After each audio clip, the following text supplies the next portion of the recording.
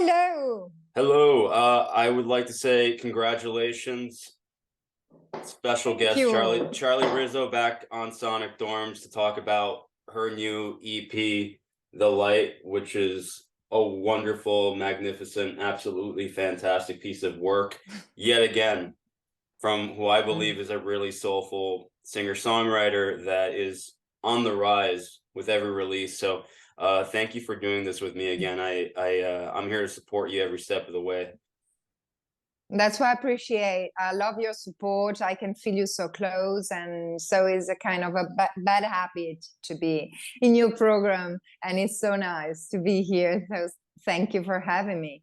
Yeah, you're significant in that you were the second guest I ever had on the show, and I always strive to create an international environment where it wasn't just American artists or artists just from the States. I wanted people from all over the world, and I felt like you were the first step towards implying to people that that's what this is about. It's about treating music as a universal context. And it's not just about being in one place and one city in one area. It's all about the transcendence of music. It's about music transcending boundaries and genres and countries. To me, music is a totalitarian kind of spirit. To me, that's what it's about. It's about everything, right? So to me, I having you is significant in that you were the first person to kind of bring that forward and introduce people to the concept of this show being, worldwide spread, I guess you can say.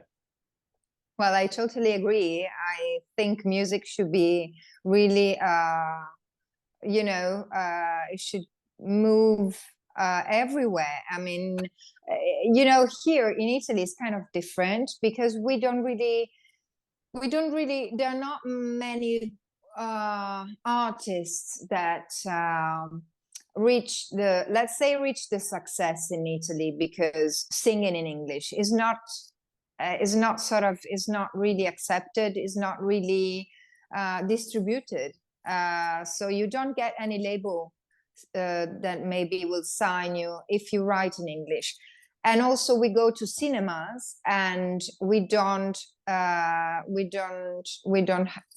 watch movies in the original with the original audio, and Mhm. language. And that would be so useful to us to learn and to be able to communicate. So it's not like losing your roots. It's like cultivating also some knowledge and communication, knowing another language that allows you also to communicate. So music is communication worldwide. So it shouldn't just stop in a country, as you said. So I do appreciate, and we are on the same page here. Yeah, just moving a little bit forward with that. I'm sure I've asked you this before, but just as a refresher, singing in Italian, was that something that in choosing to sing in English, was that something that you decided on early on when you started recording? Were you thinking, what made you want to sing in English, sing these songs that you've written in English? Well, there are very personal things that I express myself better in English in a sort of way. Like it gives me sort of freedom to be and to say things that otherwise I wouldn't say. I remember telling even my mother I love you instead of saying her ti voglio bene. I Mhm. don't know. It has something with the language. I believe in previous life as well. I think it's very musical. I think it's very nice to hear. Plus, so I guess I've always listened to American music and English music too. So I'm more kind of, I tend to listen to international music more. And so in between, I write in English because I can say things that otherwise I wouldn't.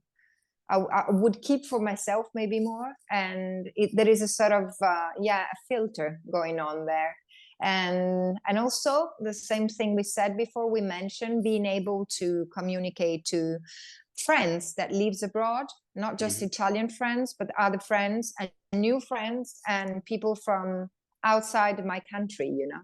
And yeah, I would love traveling and playing music. That would be my dream. So really a tour abroad So I hope to come to US on tour one day.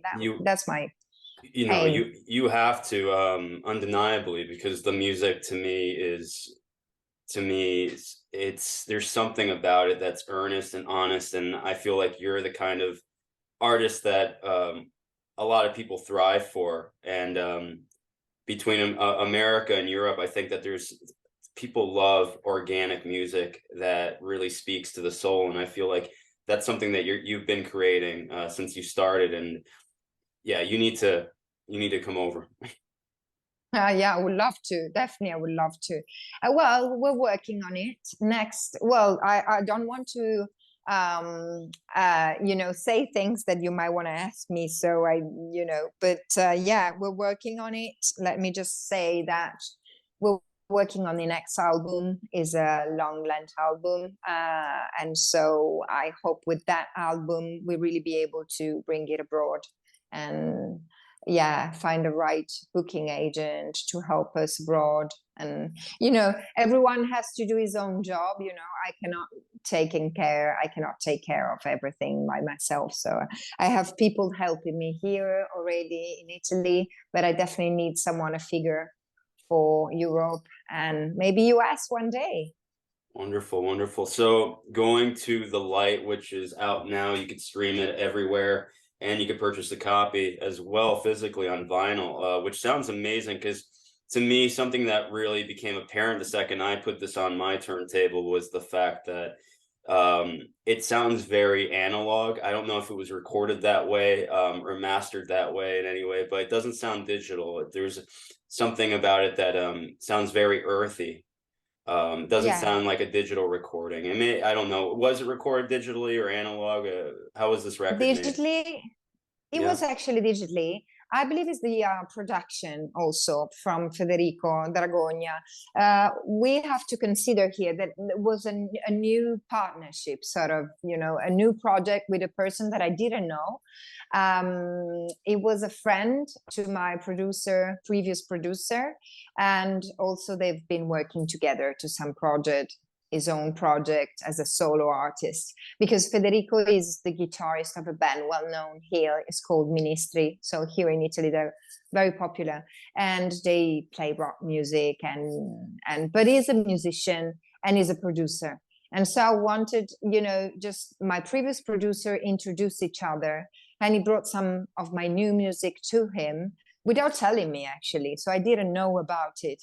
He just mentioned me the thing when he agreed to do and to work together. And I didn't know nothing about it. But then I'm always willing to try new collaboration, contamination, because it's also a great thing. I need to learn things, way that makes you work, because obviously they want to get the best, in their opinion, from you. So sometimes I had to sing some sentence like 15 times, but normally with my previous producer that was different. So every time it changes. And it was a very nice, was very quick, the process, obviously 4 tracks, but it was quick. He had the precise ideas, he has the taste. We shared a lot of music and sort of references that in order to us to get there precisely, and so we share a lot of Sharon Van Etten music. Mm-hmm. We share a lot of Chromatics music. I love also actually all the the Twin Peaks mood is one of my favorites. So unfortunately, Julie Cruz that passed away this year, so this is very inspirational to me. So yeah, it sounds digital, but it is digital, but it's Federico's own taste, I believe, and the way he produced it, and so that was nice. There's someone calling me. Sorry, I'm just don't do nothing. No, it's okay. As long as you can hear me. I can.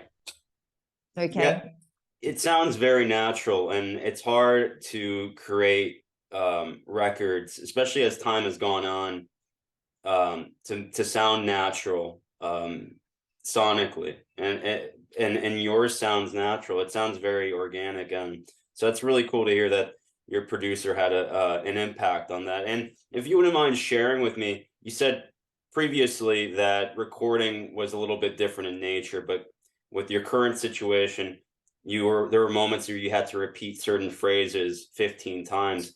So there was more of maybe a refined perfectionist kind of implication on this record for you when it came to singing your parts? Did you feel like you had to work a little bit harder? Not to say that you didn't work hard enough before, but you felt like maybe there was a little bit more of a perfection involved in crafting this.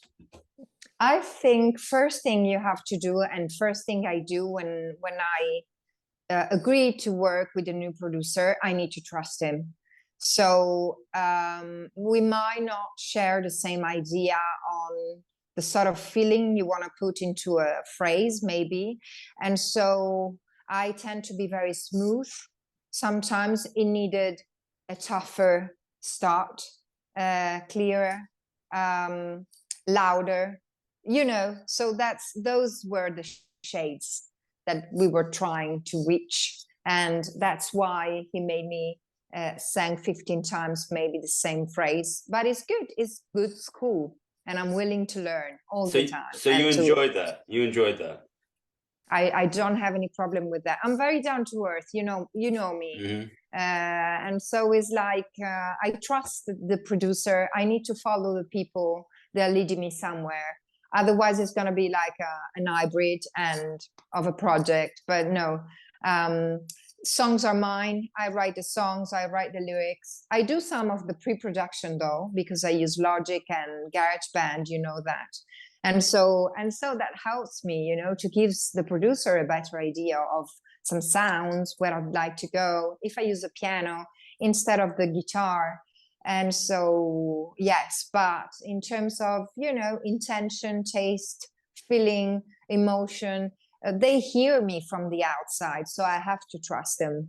And I'm glad, because the light sounds very clear to me, to my ears. Even my voice is very clear, and it's nice, it's pure.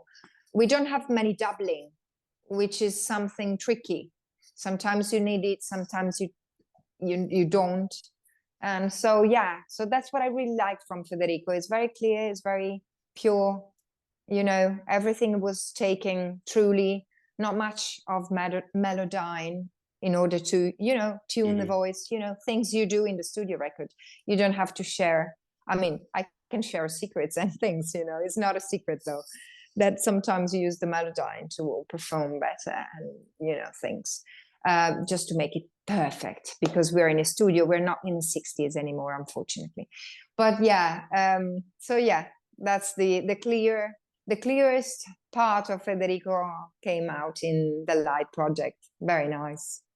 No, I find that intriguing, because we're not in the 60s anymore, and there was a time where even going into the 90s, where when you recorded something laptops and computers and technology, it was all to tape, everything was analog, and so you had to get the perfect take, because tape was expensive. Of course, tape is expensive, so to cut every piece, and everything was priced, so you had to get the right take. You had to make sure that everything was kind of on the dot the first time you did it, just to cut costs. But now, once technology came into the picture, it was all about, we can redo this as many times as we can if we have to. But it's nice. That's what I like about your work, though, is the fact that when to keep that pure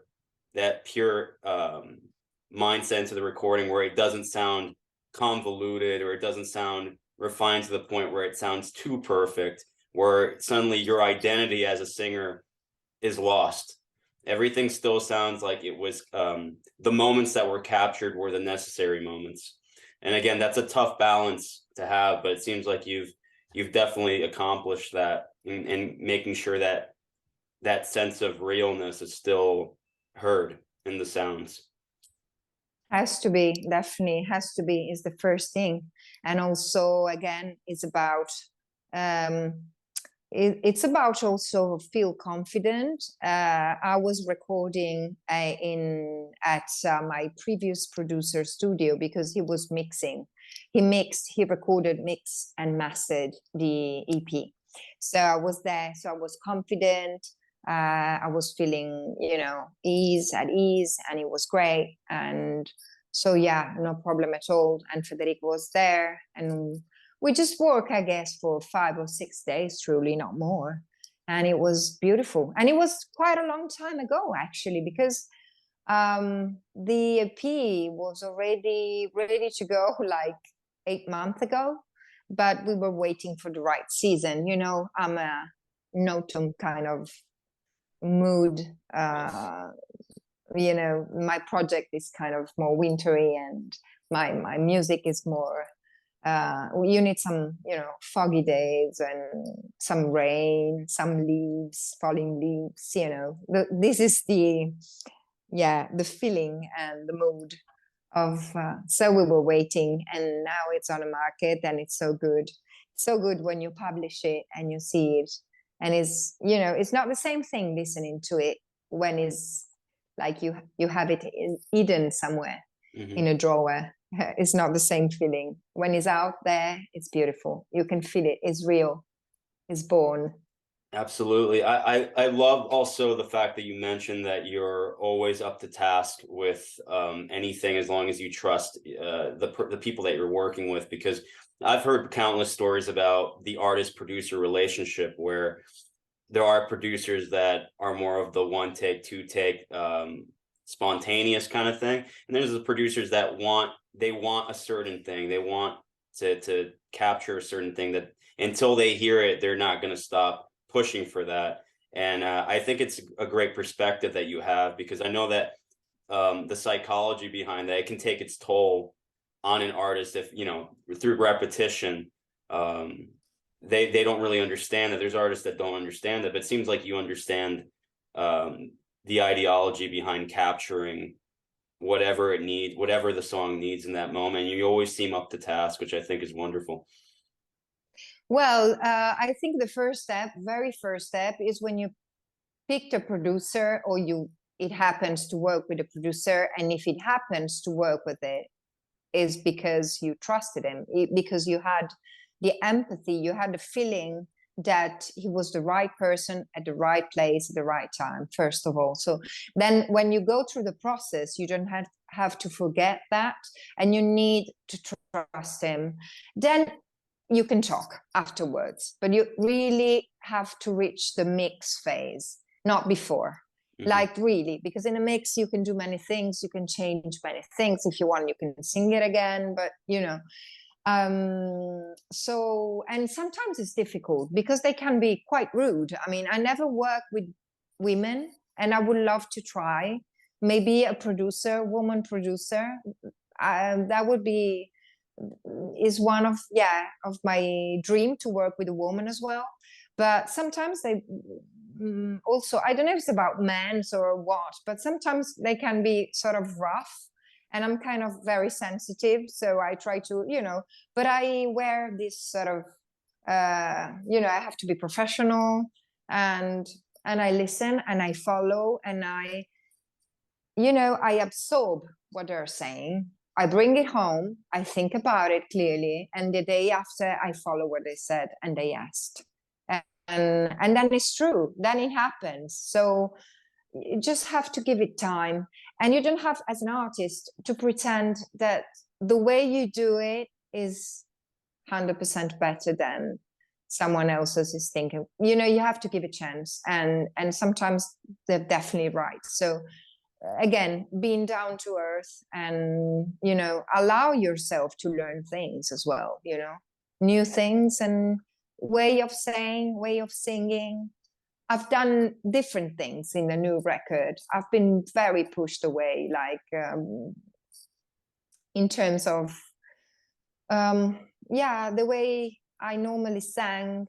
I changed. The producer is another guy. It's from Tuscany. I'm talking about the new record next year. So you've already the next record is going to have an entirely new sound, energy, Yeah. new producer. It's an Yeah. entirely, so you're doing almost like what I call the David Bowie, which is like you're like a chameleon. You're still yourself. Your identity is still very pronounced, but you're always welcoming change, record to record, and so there's a Well, growth there. It seems, right? well, how it's a sort of path. I think it's a sort of natural process. It's like psychological process, and a kind of also uh, meeting people, doing things like the new record. I didn't think about. I didn't know the guy I'm working with now, but like a few months ago, I've been contacted by a gentleman named Hugo Race, and he used to be the Nick Cave guitarist from the Bad Seeds. Oh wow. And I thought it was a joke, I was contacted from him on Instagram, and I've been asked if I wanted to reach him at a music residence in a music, like we were like 3 or 4 musicians in a place on a lake in Tuscany, and sounded amazing, So I agreed. And for that occasion, I had a couple of months in order to prepare myself. I didn't want to get there with nothing in my hands. I wanted to have a project. We only had 2 days. We were supposed to have only 3 days. So I had to have something ready or something to start with, in order not to lose time. And so I wrote 2 songs, and one is a duet because he has an amazing deep voice. Reminds a bit also Mark Lanegan sort of, voice Screaming and trees, yeah. personality from the Screaming Trees. Mm-hmm. But Hugo Race is very popular with his own project himself as well. So if you have the chance to listen to him, he has this very central, deep voice, and it's beautiful. So I wrote a duet because I wanted to sing and to sing with him, and he loved it. So we recorded. That's how we started. So actually, the producer was there. He was taking care of the recordings. I had another song. He liked it too. So we work on those. And then we build new songs. I wrote like another 9 tracks. So we have 11 tracks on the next upcoming album. And so I decided that the production, it has to be there, shared with Nicola Baronti, who's the guy who owns the studio, and Hugo Reis, who's taking care also of the production. So new experiences, new people, new way of new request also from them in terms of performing like different things, and which is great. I mean, which is great. I really embrace all the advices. I really wanted to.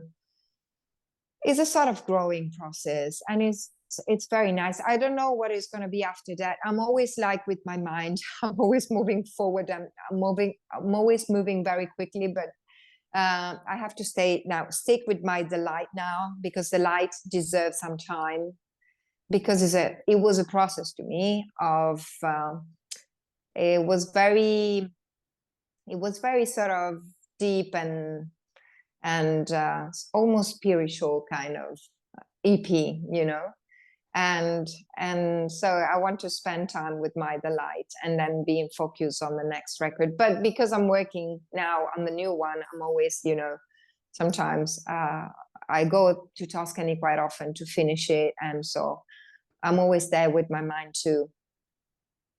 Wonderful. I love the CP. This is my favorite. I said this with Tornado, but this is your favorite. This is my favorite project that you've done. Yeah, I know a lot of. I mean, you've only had 3 releases really out up to date, but this to me is your strongest collection. I mean, it's only 4 songs, but these 4 songs to me, to my ears, and I say this with all due respect, but these 4 songs alone to me are stronger than anything that I've heard previous from you. I think these 4 songs are so well crafted and refined and just strong, really strong and potent, and what the message that they're delivering, the performances, the production. I even little things like this has nothing to do with the music really, but opening up the vinyl, and I know it sounds, but seeing like the A side and the B side, the A being the clear and the B being the dark, and little things like that, the packaging, to me, this is why I love music, is for little subtle details like this, and how you deliver the music. And again, the songs are just fantastic. It's been kind of cloudy and dark over here last couple days. I'm actually I have really nothing besides this interview. I don't really have much to do today, so I will be playing this EP again for this is probably like the sixth, seventh time now, to be honest with you. But because I'm to me, music is a ritual. The way I listen to it, I got to really like, especially with something like this, I have to really sink my teeth into it. So to me, this is a very special project, and I cannot wait to hear what's next. But the fact that this is 4 songs too, it's an easy listen. I can get through it within 15, 20 minutes, and listen to it again. I'm already want to listen to it another time afterwards. So the replay value is high. So to me, this is a perfect collection of songs. And I I'm can't. so glad, Max. Thank you. I want to tell Absolutely. the guy. I want to tell Federico. Definitely, I'm gonna tell him. No, I'm gonna please show do. him. Because Yeah, I would definitely. love to hear whoever he works with next, because his again he this is there's a thorough line here, and almost like a thematic concept, Definitely. and that flows through the 4 songs. So it almost has like, it's almost like a Mhm. mini album, as far as like Mhm. there's a concept and it flows naturally from beginning to end. It's true. Actually, yeah, all those 4 songs, they were written the same time. I just wrote them at the same time, and like in the same month, I would say, or so. And so, yeah, I was in that mood. I was in that spirit. It's definitely a concept EP. I'm so glad you like it, and I believe it's a nice bridge and passage from Tornado and the new album. Hmm. So um, musically, as a production, also um, as a strong meaning. So I believe it's the perfect unplanned, because it was unplanned. It used to be just a new collaboration, and I wanted to be an extemporary piece of work that fits in my discography. But then it sounded, and it is actually now that I know what's coming next, and I feel it and I can hear the work, is a perfect bridge from Tornado, my previous album, to the next upcoming one. Absolutely. Fantastic. Do you have a favorite track on this EP? Is there one song that to you it's number one? Well, one thing that some of my friends that really love rhythm have noticed, and they get mad for Into the Forest, because I normally don't have lots of, you know, quite, I'm not saying quick beat, but a kind of beat that makes you want to move, makes you like imagine in a festival, that beat when Into the Forest started.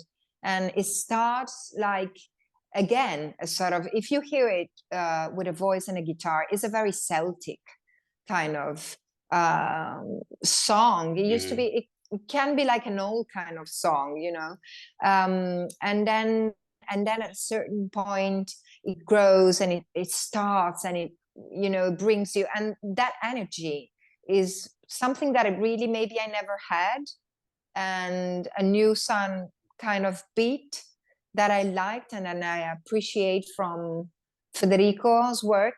And so, yeah, I believe Into the Forest is, aside from the light, because the light to me is very important for the concept. I really imagine myself.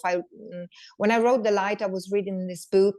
Um, is what is afterlife? Basically, is life after death, and it's really about that, and I'm very curious about those themes. And I read lots of book about it. And so I was thinking to myself, I imagined myself reaching a place where I could really find tranquility and love and be. And also I was thinking about being aware of the good little things that we have in the everyday life, and try to get rid of the useful, not useful things and stupid things that put us on big stress. And you have to, so the light, to me, it's very important for my sort of at that moment, in that time of my life, I needed that, a spiritual sort of guide. So I love it because of this. But in terms of what's the song also that changed much is Into the Forest, because it didn't have that beat when I wrote it, when I wrote the draft. And so yeah, I think Into the Forest. What's yours? What's your favorite? Mine is SIN or Sin. What is Sin. Sin is that is my number one, but Into the Forest would probably be second to that. Again, it's hard to say because I love every song, but it's just if you had to force me to pick one, it'd probably be Sin, and then followed that with Into the Forest. And again, for the very reasons I love your music, one of the reasons I initially connected with your work was because of the Celtic influences, because I love like Enya. I grew up listening to a lot of Enya, and I already told you I immediately fell in love with your voice because I thought about Dolores O'Riordan from the Cranberries. I immediately, but it doesn't sound like a copy of that. It's very natural. It's you.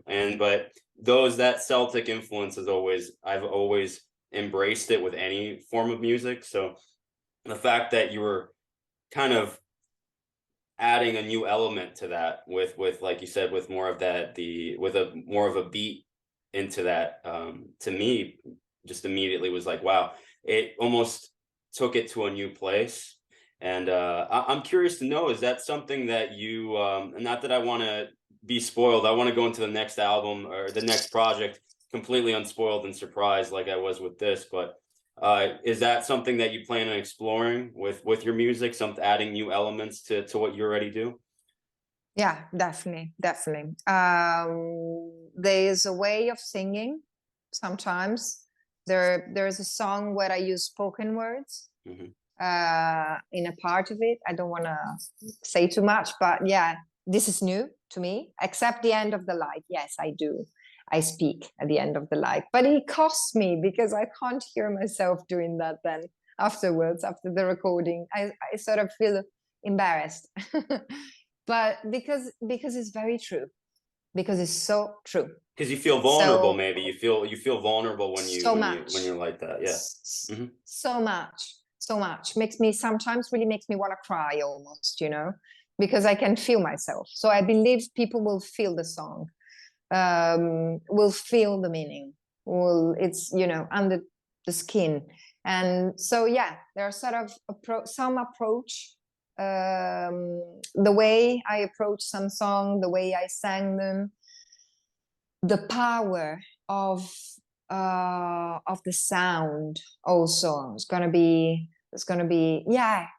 I don't know if I can say lots of things, but there are many influence, but it is a concept album as well, so it's so cool. And we work a lot, we worked hard. We've got one of the amazing things is the basics played by Ugorace. It's very Twin Peaks kind of sound, Wonderful.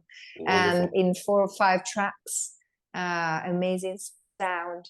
We do, some songs are very upbeat and up tempo, and I love them. And yeah, it's gonna be great. New things as well, but same myself, I mean, with my voice, but treated by another producer. So all the time, this is different. It's their feeling, their approach, and so it's going to be his responsibility, though.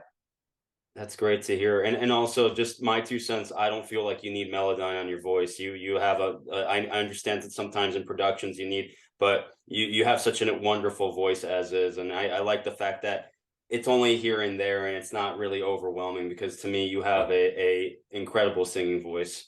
there's no need for it to sound manufactured in any way. I love the fact that it sounds natural, and it just is what it is. It's just an incredibly emotive, powerful voice, and it must remain that way, because that to me is like, we need less technology. I think we need more natural stuff in the music, and I feel like that's what you're bringing to the table, a sense of naturalism, and it brings us as music listeners in touch with the with something a little bit more grounded. And I think like we need music like that nowadays more than ever. So I, from the bottom of my heart, appreciate what you're doing and what you continue to do for music, keeping it sophisticated, honest, earnest, and overtly sophisticated in a way that to me is just refreshing in this day and age. So again, thank you so much for what you're doing for music.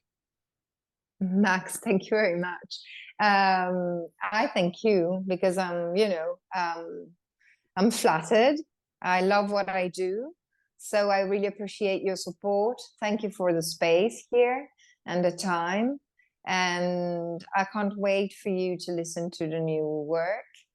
And I would love to meet you in person, obviously, because after these years, we deserve to shake our hands at least and see each other, maybe at the live. So pray for me. I will. Because I want to come to the States. That would be wonderful. And I'm trying to be really humble here, but through somebody like you, I really hope, like, I want to connect American listeners here to what you're doing. And I know, like, this is very grassroots for me. I'm building this step by step on my own, but this is my goal. I hope to continue to just expose people to good music, that maybe we need more filters out there. We need more people talking about what they love, no matter where in the world it's from, and to promote it in such a way with passion and with honesty. So I thank you again, really, for taking the time to do this with me today here on Sonic Dorms. Thank you again for delivering The Light, which is a fantastic EP. And I hope people check this out. And again, would you mind telling people where they can purchase a vinyl copy? Because to me, this is definitely a physical experience. So you can stream it anywhere, but if you want to purchase a copy, where can you do that? You can go on the website at charlierisso.com. You will find everything there online. So then. Wonderful. Charlie, thanks again. I can't wait to have you on the show again. Hopefully sometime next year in promotion with the next record. I hope to hear from you soon. Stay in touch. Let's say in person next time. Let's say next year is going to bring us luck. In person. Yeah, I would love to do that. And then Thank you. I will have you sign this, because I'm going to frame it on my wall. So it's going to be right up there. Okay. Oh, yeah, definitely. I have to do that. I didn't sign it. No, but I mean on the inside, but on the outside, just because I like the inside. Sorry. Yeah, okay. No, it's okay. I thought I signed it. Okay. You did. That's fine. Okay, right, Max. Thank you very much. Have a wonderful night. Thank you. Goodbye to everyone. Thank you very much. And you. Ciao. Bye. Ciao.